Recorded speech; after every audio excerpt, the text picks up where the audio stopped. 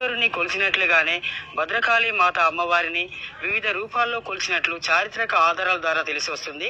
కాకతీయ రాజుల భక్తి ప్రవర్తనలకు నిదర్శనమైనటువంటి భద్రకాళి మాత అమ్మవారి విశేషాలు, ఆలయ విశేషాలను ప్రధాన అర్చకులు నాగరాజు శర్మ గారిని అడిగి తెలుసుకుందాం. చెప్పండి నాగరాజు శర్మ గారు, ఈ భద్రకాళి అమ్మవారి ఆలయం అనేటువంటిది ఏ సంవత్సరంలో నిర్మించబడింది? భద్రకాళీ శరణం మమ.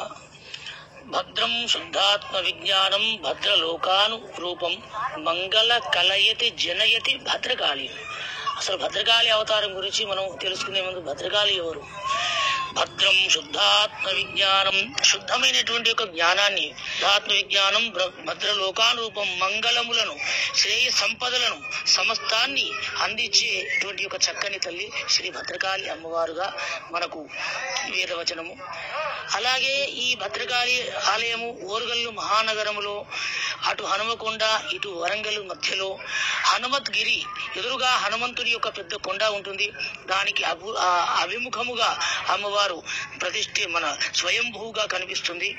క్రీస్తు శకం 625 సంవత్సరము చాణక్య 2వ పులకేశి వేంగి రాజ్యాన్ని జయించుటకు శ్రీ భద్రకాళి అమ్మవారిని ఉపాసించినట్టు, తదనంతరం వేంగి రాజ్యాన్ని జయించిన తర్వాత కొంత ఆలయం నిర్మించినట్టు మనకు శాసనాల ద్వారా తెలుస్తుంది. 1323 తర్వాత కాకతీయుల సామ్రాజ్యం అనేది పతనం అయిపోయిన తర్వాత ఈ యొక్క ఆలయ ప్రాబల్యం అనేటువంటి తగ్గిపోయిందంటారు. మతాంతరుల దండయాత్ర వలన అటు పోర్చుగీస్, అటు బ్రిటిష్ వారు, ఇటు సుల్తాన్ వారు, వీళ్ళంతా కూడా మన హిందూ దేవాలయాలన్నింటినీ కూడా, భారతదేశం మొత్తం నలుమూలో ఉన్న పుణ్యక్షేత్రాలన్నింటినీ కూడా ధ్వంసం చేసినారు. అదేవిధంగా భద్రకాళి ఆలయాన్ని కూడా, అమ్మవారిని మాత్రం వాళ్ళు తాకలేదు, కానీ కొండ గుట్టలతోటి ఈ ఆలయాన్ని మూసివేసినారు. తదనంతరం ఈ ఆలయము 100 సంవత్సరాల పాటు అమ్మవారు ఆలయం వెలుగులోకి రాలేదు. స్వాతంత్ర్యం వచ్చిన తర్వాత ఈ ఆలయము అమ్మవారే స్వయముగా మగల్లాల్ సమేజా అనే ఓ మార్వాడి బొంబాయిలో నివసిస్తాడు. అతనికి అమ్మవారు వరంగల్లో భద్రకాళిగా ఉన్నాను, నీవు ఈ ఆలయాన్ని శుద్ధి చేసుకో, నీకు మంచి జరుగుతుందని. అతనికి సంతానం లేదు. అతనికి ఆ స్వప్నం వచ్చినట్టు 10 సంవత్సరాల ముందుగానే బిఎస్ గణేష్ శాస్త్రి గారని వారు కాశీలో సాంగవేద పాఠశాలలో అధ్యయనం చేసిన తర్వాత వారు ఎప్పుడు కూడా ఒక చోట ఉండరు. ఎప్పుడూ పుణ్యక్షేత్రాలను, సప్తధామములను తిరుగుతూ ఈ వరంగల్ వచ్చినప్పుడు ఈ భద్రకాళి ఆలయం ఎందుకో ఆయనకు బాగా నచ్చి ఇక్కడే స్థిరంగా 1940లో వచ్చాడు. ఇక్కడే స్థిరంగా ఉన్నాడు. ఇప్పటికీ వారి ఇల్లు అలాగే ఉంది. ఉన్న తర్వాత ఎందుకు అమ్మవారిని పూజించాలని మనసులో ధ్యానం కలిగింది. కానీ ఏ భక్తుడు లేకపోతే ఏ పూజారి కూడా అమ్మవారిని పూజిస్తాడు, కానీ ఈ ఆలయ నిర్మాణం బ్రాహ్మడి వల్ల సాధ్యపడదు. అమ్మవారి ప్రార్థిస్తుండగా ఈ మగన్లాల్ సమేజాని స్వయంగా గణేష్ శాస్త్రి గారిని దగ్గరికి వచ్చి, అయ్యా, నాకు అమ్మవారు స్వప్నం నేను ఈ ఆలయాన్ని పునరుద్ధరిస్తాను అని చెప్పడం, తద్వారా వారు శాస్త్రి గారు, గణేష్ శాస్త్రి గారు సంతోషపడడం, ఇక్కడే ఆలయం నిర్మిద్దామని మళ్ళీ ఆలయంలో ఉన్నటువంటి ఒక మతాంతుల దండయాత్ర చేత మూసివేసిన ఆలయాన్ని మళ్ళీ 1947 స్వాతంత్ర్యం 1950 నుంచి ఈ అమ్మవారికి నిత్యము షోడశ ఉపచార పూజలు జరుగుతూ ఉన్నాయి. అప్పటి నుంచి నేటి వరకు గణేష్ శాస్త్రి గారి కుటుంబమే ప్రధాన అర్చకులుగా వంశపారంపర్యంగా ఈ దేవాలయాల్ని అర్చిస్తున్నారు. అప్పట్లో ఈ ఆలయంలో జంతు బలి అనేటువంటి జరిగిందనేది క్రమంగా ఆపేశారనేటువంటిది ప్రచారంలో ఉంది. అది ఎంతవరకు నిజమంటారు?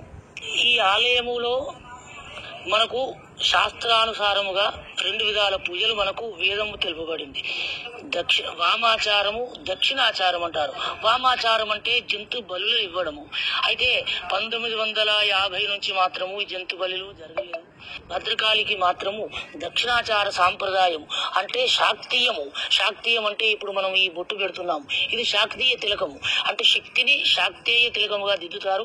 అలాగే శాకాంబరిగా శాక్తీయం అంటేనే అందులో మీకు అర్థమైపోతుంది అమ్మవారు సాత్వికురాలు అని. శాస్త్రి గారు, సాధారణంగా భద్రకాళి రూపం అంటేనే నాలుక బయటకు పెట్టి రౌద్రాకారంలో ఉండడం అనేటువంటి జరుగుతుంది.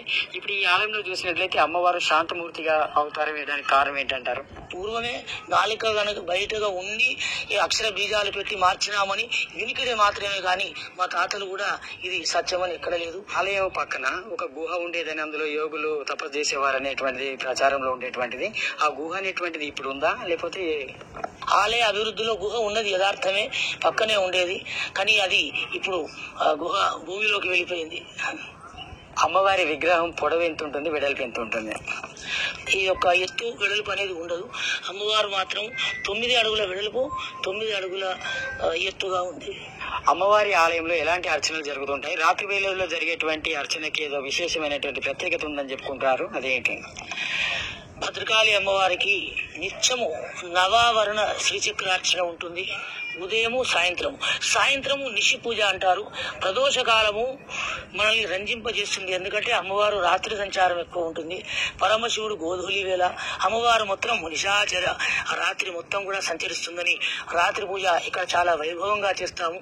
రాత్రి అమ్మవారికి శ్రీచక్రార్చన, మహానీరాజన, మహామంత్ర పుష్పాదులు రాత్రిపూట ఎక్కువ విశేషంగా ఉంటాయి ఇక్కడ.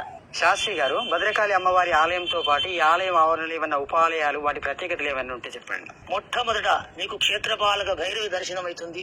అది సాయిబాబా దేవాలయం ముందర ఉన్నది. ఆమె ఆజ్ఞతోటి మీరు ఆలయానికి ప్రవేశిస్తారు. ఆలయంలో ప్రవేశించగానే మీకు గోశాల కనిపిస్తుంది.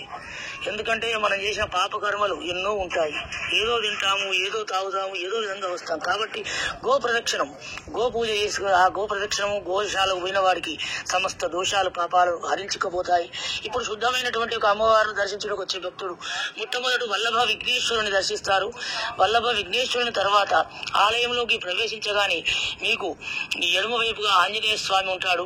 ఆంజనేయ స్వామిని దర్శించిన తర్వాత కొంచెం ముందు వెళ్ళగానే నవగ్రహాలు ఉంటాయి. అలాగే అమ్మవారికి ఎడమ భాగమున శ్రీ సుబ్రహ్మణ్యేశ్వర స్వామి ఉంటాడు. ఈ ఆలయంలో ఇన్ని ఉపాలయాలు ఉన్నాయి. భద్రకాళి అమ్మవారు ఇవాళ స్వయంభూగా మన వరంగల్ నడి